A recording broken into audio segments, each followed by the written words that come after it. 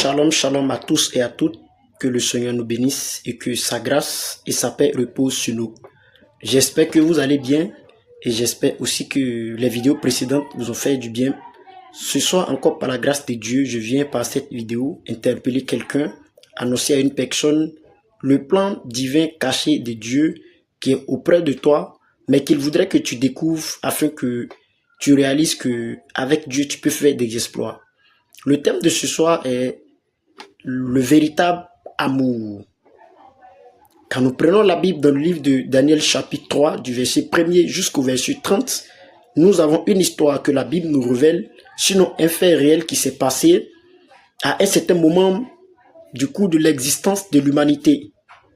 Voici que Israël, Dieu va donner des révélations, des prophéties à Jérémie, à annoncer, afin que Israël voie un peu le plan que son Dieu avait disposé devant sa face. Israël va être en captivité à Babylone, et parmi les enfants d'Israël qui sont allés en captivité à Babylone, il y avait un qui s'appelait Daniel et d'autres aussi qui s'appelaient Shadrach, de Meshach et de Abednego. Voici que ces jeunes gens arrivés en captivité à Babylone. Babylone n'était plus Israël. Babylone n'était plus comme quand Israël était sur son territoire, il pouvait fonctionner. Le Dieu de Babylone n'était plus le Dieu d'Israël. Les réalités de la vie de Babylone n'étaient plus les réalités de la vie d'Israël sur son territoire. Voici que parmi ces jeunes qui sont allés, il va arriver un jour qu'ils vont être confrontés à une difficulté. Sinon qu'ils devaient adorer le Dieu babylonien. Ils devaient se soumettre aux règles, aux principes babyloniens. Ils arrivent dans un pays qui a une adoration contraire à leur adoration, qui a un Dieu qui est contraire au Dieu qui les a fait sortir de l'Égypte, dont ils sont témoins. Voici qu'ils sont face à une réalité. Et 4 jeunes frères vont décider d'être fidèles et de servir véritablement le Seigneur. De manifester un amour véritable à l'endroit du Dieu dont ils sont conscients qu'il a la capacité, peu importe les situations et les circonstances, de nous délivrer. Ils vont décider de servir ce Dieu-là. Le roi qui était le premier responsable de la ville de Babylone va permettre à ce qu'une statue soit créée. Et cette statue qui a été créée méritait d'être adorée, d'être révérée.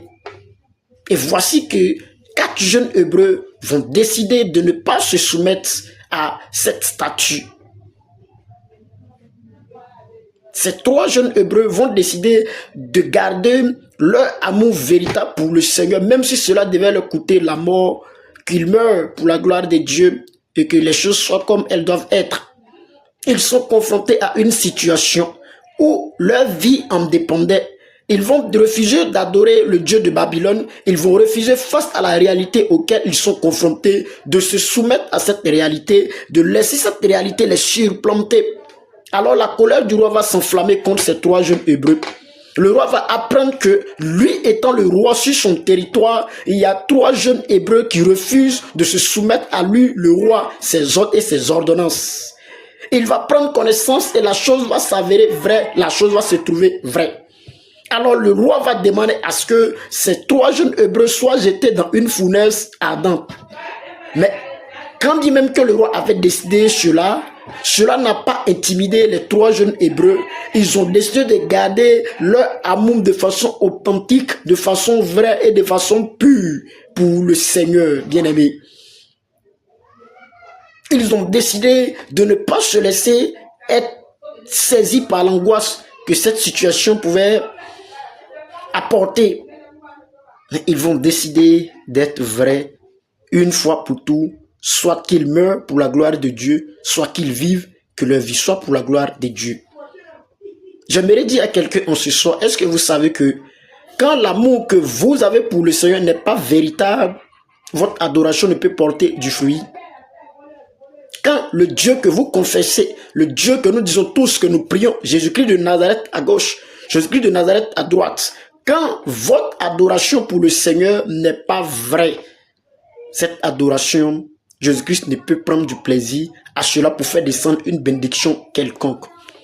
Amis fidèles dans le Seigneur, nous sommes à la fin des temps. Il y a beaucoup de choses qui se passent dans le monde dans lequel nous sommes.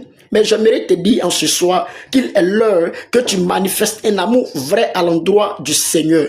Un amour véritable. Un amour qui n'est pas hypocrite. Un amour à partir duquel tu sais que peu importe ce qui peut t'arriver, ce Dieu-là, à cause de la véracité de l'amour que tu as pour lui, il ne te laissera pas. Beaucoup de personnes aujourd'hui sont malades. Beaucoup de personnes aujourd'hui sont au chômage. Beaucoup de personnes aujourd'hui divorcées. Beaucoup de personnes aujourd'hui sont dans des difficultés et des difficultés. Pourquoi? Parce que l'amour qu'on se disait avoir pour le Seigneur n'était pas un vrai amour. Et j'aimerais te dire que quand l'amour que tu as dans ton cœur à l'endroit du Seigneur n'est pas véritable, devant lui Dieu, sache que tôt ou tard on saura qui tu es. Sache que tôt ou tard, face à une réalité de la vie, on verra que en réalité, tu n'es pas fondé sur le Dieu dont tu annonçais, le Dieu sur qui tu t'appuyais pour te glorifier. En réalité, tu n'étais pas en face avec lui. C'est pourquoi j'aimerais t'interpeller par cette vidéo en forme de Dieu. Le Seigneur demande à tous dans les temps dans lesquels nous sommes d'avoir un amour vrai pour lui. Quand je parle d'un amour vrai, je parle d'un amour qui est sincère. L'amour selon lequel soit je meurs pour le Seigneur, soit je vis pour le Seigneur. Combien de personnes aujourd'hui qui se disent enfants de Dieu, qui se disent qu'ils aiment le Seigneur, mais face ne serait-ce qu'à une seule bouteille de bière qui succombe. Combien de personnes aujourd'hui qui se disent qu'ils aiment le Seigneur, mais face au sexe qui succombe. Combien de personnes qui se disent qu'ils aiment le Seigneur, mais face à l'argent, ils succombent. Combien de personnes qui se disent qu'ils aiment le Seigneur, mais face à des tentations où ils peuvent utiliser la parole de Dieu, ils peuvent regarder que le Dieu qu'ils adorent est plus que ce à quoi ils sont confrontés pour se conformer à sa parole, mais refusent de se soumettre à ce Dieu-là. Et à la fin, nous voulons être des personnes puissantes. Nous voulons être des personnes dont quand nous élevons la voix, le ciel se déchire, l'armée céleste descend. Ça ne se passe pas comme ça, enfant de Dieu. Tant que tu ne seras pas vrai avec Dieu, sache que dans la maladie, le Seigneur aussi ne te trouvera pas vrai pour qu'il t'apporte une guérison. Tant que tu ne seras pas vrai avec Dieu face au célibat, le Seigneur ne te trouvera pas vrai pour qu'il t'accorde le mariage. Face à la solitude, quand tu n'es pas vrai avec Dieu, la solitude t'enseigne également aussi que il y a une autre facette de l'existence, de la vie de l'homme qui est pire que quand nous ne sommes pas vrais avec Dieu. C'est pourquoi, amis fidèles dans le Seigneur, accepte d'être vrai avec le Seigneur. Être vrai avec le Seigneur, c'est de faire face à une réalité devant laquelle tout se recule, mais vous ne reculez pas. Le Seigneur cherche une génération. Le Seigneur cherche des jeunes comme toi qui m'écoutent, une soeur comme toi qui m'écoute, un frère comme toi qui m'écoute, qui est prêt à engager sa vie pour lui, Dieu, sa gloire. Nous sommes arrivés à un certain moment de la vie où personne ne prête attention véritablement au Seigneur. Tous vous diront je suis chrétien, tous vous diront je suis converti, mais la vie de la conversion n'est pas dans la vie de cette personne qui professe qu'elle est convertie. C'est pourquoi beaucoup d'atrocités se passent. Beaucoup d'enfants de Dieu meurent avant leur temps parce que nous jouons avec le Dieu de notre vie. C'est une chose de jouer avec le Dieu de sa vie. Quand vous jouez avec le Dieu de votre vie, là-bas ne jouera pas également aussi avec votre vie. Daniel n'était pas sur son territoire, il était en exil, mais à cause du véritable amour de Dieu dans son cœur, cet amour lui a apporté une protection dont on n'avait jamais imaginé que cela était possible. Daniel est le seul dont la Bible enseigne qu'il a été jeté, lui et ses compagnons, dans une fournaise, et la fournaise n'a pas eu de raison au point où le roi même qui les avait jetés dans la fournaise a eu peur de leur Dieu et a décidé lui-même d'être, c'est-à-dire face à Daniel, d'avoir une certaine attitude. Beaucoup de personnes cherchent du travail, beaucoup de personnes aujourd'hui cherchent un mariage, nous cherchons un foyer, nous cherchons une situation dans laquelle nous pourrons être épanouis. Là, le secret, la clé, c'est d'être véritable avec Dieu. Beaucoup de personnes cherchent l'élévation aujourd'hui. Nous cherchons de grandes prophéties. Nous cherchons qu'on nous révèle notre vie, qu'on nous révèle ce qui est caché en 2027, dans 3 ans, dans 4 ans.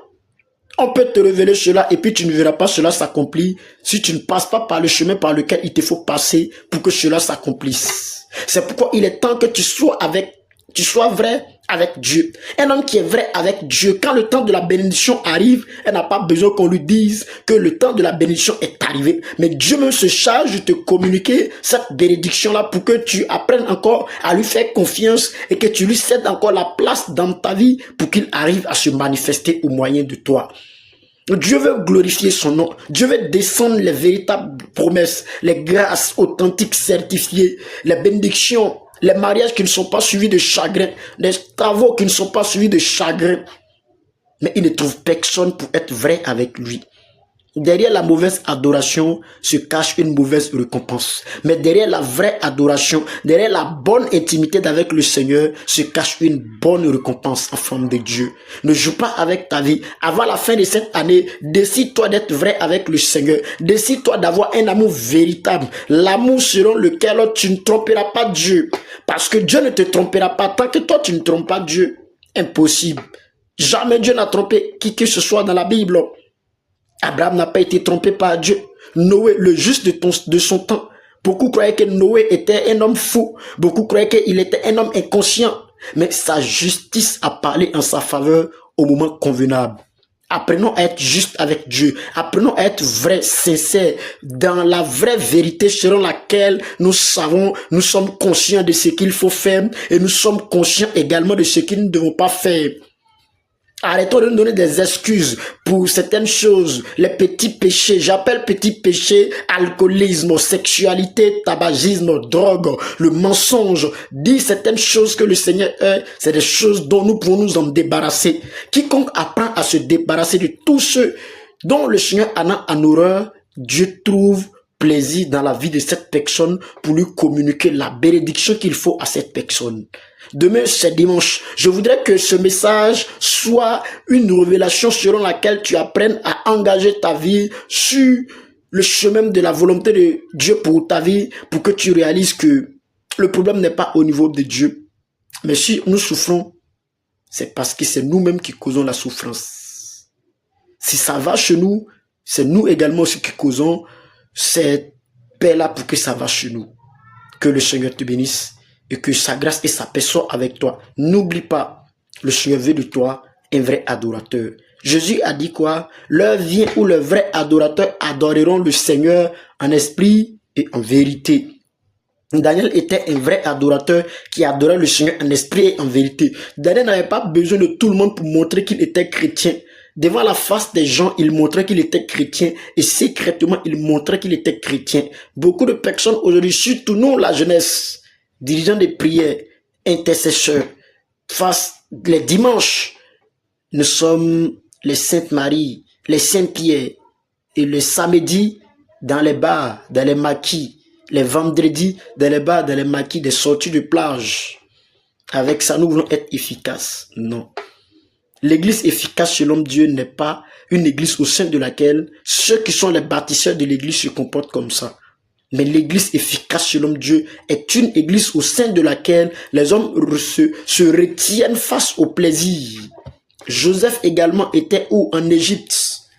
La femme de son maître Potiphar lui propose le sexe pour l'élever, je ne sais pas à quel niveau. Mais Joseph a refusé. Quand Joseph a refusé, il a fait face également lui aussi à une fournaise. Mais cette fournaise n'a pas eu raison de sa vie. Dieu l'a élevé de cette position pour le mettre au rang de premier gouverneur. La Bible est claire. Tous ceux qui ont été vrais avec Dieu, ils ont eu une fin glorieuse. Jeune serviteur de Dieu, jeune servante de Dieu, si tu veux avoir un ministère glorieux, il faut être vrai avec Dieu. Que l'amour que tu te dis que tu as pour le Seigneur dans ton cœur, cet amour t'amène à le craindre. Cet amour t'amène à marcher selon sa parole. Cet amour t'amène à marcher par obéissance, humilité et crainte. Et que cet amour te donne de ne pas être comme tout le monde, mais d'être comme tout le monde ne peut pas être. C'est ce que le Seigneur veut de toi, enfant de Dieu.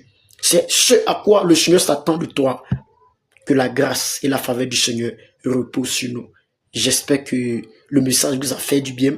Si elle vous a fait du bien, partagez à 15, 20, 30 personnes et que ce message arrive à toucher beaucoup de personnes. N'oublions pas, Dieu veut de nous des personnes qui manifestent un véritable amour pour lui parce que lui, Dieu, il ne triche pas dans son fonctionnement. Il ne triche pas dans sa manifestation. Quand la chose, elle est bien faite, il prend plaisir. Quand la chose, elle est mal faite, il ne prend pas plaisir. Abel et Caïn ont fait des offrandes à Dieu. L'offrande de Abel fut agréée par Dieu, mais l'offrande de Caïn n'a pas été agréée par Dieu. Ce qui veut dire quoi? L'amour hypocrite que tu manifestes à l'endroit de Dieu, de dire que tu l'aimes pendant que tu ne vis pas sa parole, retombera sur ta tête. Mais la seule fois, des fois où, à chaque fois, quand tu t'engages, te dis que tu voudrais lui plaire et que l'amour que tu te dis avoir pour lui est vrai, est certifié, est certain selon lui, Dieu, sache que également aussi, les récompenses tomberont dans ta vie. Sois béni, que le Seigneur veille sur toi, qu'il veille sur ta famille. Si tu étais malade, tu as besoin d'un mariage, tu as besoin d'un voyage, tu veux un homme dans ta vie, je prie qu'après avoir écouté cette vidéo, le Seigneur par cette vidéo te communique le véritable amour et dans cette semaine, tu sois surpris par ce Dieu-là et que tu réalises qu'il te fallait être vrai avec le Seigneur afin que tu entres dans ta gloire, dans ta destinée. Sois béni au nom de Jésus-Christ. Amen, amen, amen.